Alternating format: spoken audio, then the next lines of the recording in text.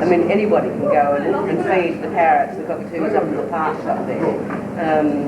That's one of the things I missed when I was in England, because I go around the corner, I see some white birds and think, oh, cockatoos. Oh no, they're pigeons, Which is not really as interesting. There's a couple of places you can have coffee up there. There's some bus trips up there that are very well worthwhile. Giant tree ferns everywhere. Beautiful forest, but it's also the highest bushfire risk area in the world.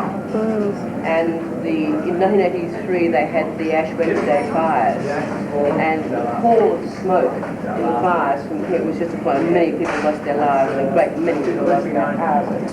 But that's the beginning, the foothills of it, that goes up and it becomes just above the border of New South Wales and Victoria is where we have our snow peaks. And as I'm sorry, I'm repeating myself for those who are in my van, but we have more snow fields in Australia than you have in Switzerland, than there are in Switzerland, for instance. But most of them aren't opened up. We have a lot of skiing.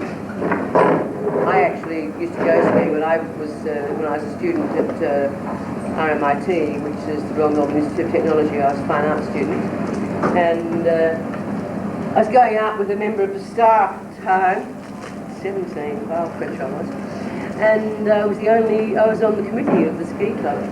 And in those days, I mean, I don't know if anyone knows much about skiing, but the mountain I used to ski only had a rope toe you could hang on, and one T-bar toe on the whole mountain.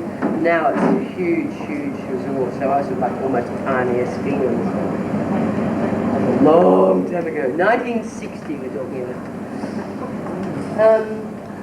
And then it sort of, the range sort of goes up, it peaks at Mount Kosciuszko, and then it sort of starts to peter out as it goes further up northern New South Wales, and it becomes hills again. And then there's evidence of it again, it sort of crops up again up in Queensland with what they call the Glasshouse Mountains, but it's actually part of the same range. We only have one. I don't know how much you know about Australia. Do you know it's the oldest continent? Our desert is so old that it isn't. It's got shrubs and ground cover. It isn't just all sort of rolling sand dunes. It is so old that vegetation has started to grow again. Australia also had an inland sea. Did you know that? You know about the opals in Australia? We produce the greatest and the most opals. Well, up and over there in northern or central Australia, actually. No, it's not central Australia. It's northern South Australia. If you understand that, South Australia is a state. Kibapidi. And you know what a plesiosaurus is? Right, there's an entire plesiosaurus skeleton that is opal. The whole skeleton has become opalized. There are many others, prehistoric creatures too. Our kangaroos were giant kangaroos. They were enormous, and the wombats were like this wide across, and the bones of those in caves. And this is not a joke, it's serious, it really is true.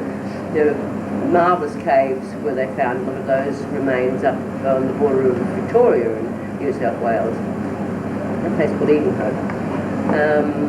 And they found them in many other places. Also up around Kibapidi you'll get complete seashells that are turned to opal. They've become fossilised and they've become opalised. The camel, not just to Ayers Rock, the camels were bought to transport, well, many of our early explorers used camels.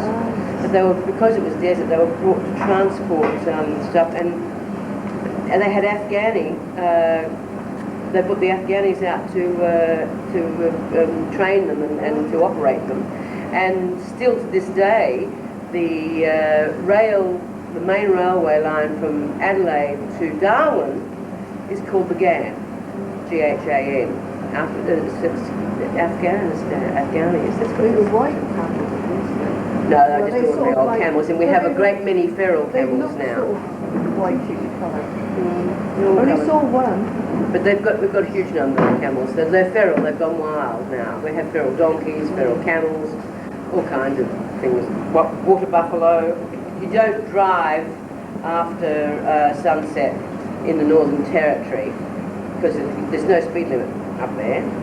But it's not a good idea because if you hit a water buffalo crossing the road, you buy a motor car. So you just don't do it. Because they very good. Of course, saltwater crocodiles are worry too. They're very large. Have you any idea how big a saltwater croc gets? About 30 feet long. There's a program One on. of those grabs you by the leg. You had it. There's a program on in England and it's on Steve Irwin.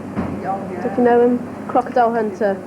Oh yeah. Oh, you're the guy that Crocodile Dundee was based on. It's quite good, that program. I think it's sort of set in Queensland or something like that. Yeah, North Queensland.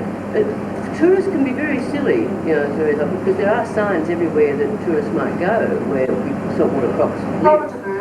And not the people have been taken by them. But it's really, you know, it's not the sort of sign you ignore.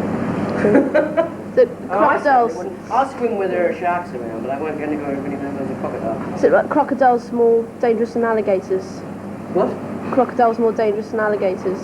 No, we don't have any alligators here, but no, they're no more dangerous. Right. Except that our alligators, the saltwater crocodile grows larger than any alligator does. Right. And there are many different kinds of crocodile, but the saltwater croc's the most dangerous. There are freshwater, little freshwater ones. I've actually swum when they've been around. They don't.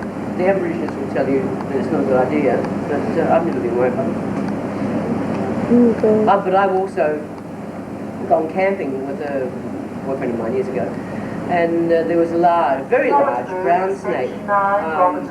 Nowhere else around when we were camping at all, and we used to scare people off. And we were also fishing. There was a lot of fish in the particular. With the confluence of a thing called Deep Creek and the Murray River. Murray River is a major river in Australia. And the huge brown snake, very venomous, lived on the banks of this creek where we were camping, and when it was swimming, we didn't swim. And when it wasn't swimming, we would go swimming and fishing, and it would come over, it would look for frogs and things, and someone said to me, oh, why didn't you kill it? Well, had we had animals with us, like dogs, cats, something like that, or small children, I would have considered killing it, but I would be more likely to move because I do not appreciate people killing things like that just for the sake of killing them. Yeah. So we shared the space with it, basically. It knew we were there. Yeah. We weren't worrying it somewhere else. See a spider, I'd hate them, but I'd rather throw them out the window than squash them. No, I don't like spiders.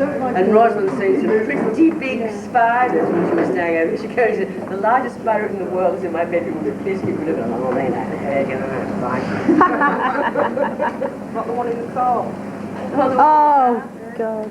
I've forgotten about that one. Jumped on me, so I threw it at you. Yeah, she threw it at me. I said, do you mind not doing that when I'm driving? That's what we call a huntsman. They're quite large, but they're not venomous at all. Very ugly though. The Americans call the black widow, which here is called the redback. Yeah, the redback. It's got a little red blob on it. No, it has a red streak on its back. And the female is very much larger than the male, and she eats her mate when she's mated with him. Oh, how nice. That's right. Yep, and she's very venomous. But the most venomous is the funnel web. And a radio announcer in this country did get very, his words mixed, his words mixed on radio, and said maybe someone was bitten on the funnel by a finger web spider. It was actually a funnel web spider, and I have never even seen one. In my whole life, I've never seen one. They don't live in Victoria, they live in Sydney, and right in the suburbs, in the city and whatever. They're around, but I've never seen one, ever.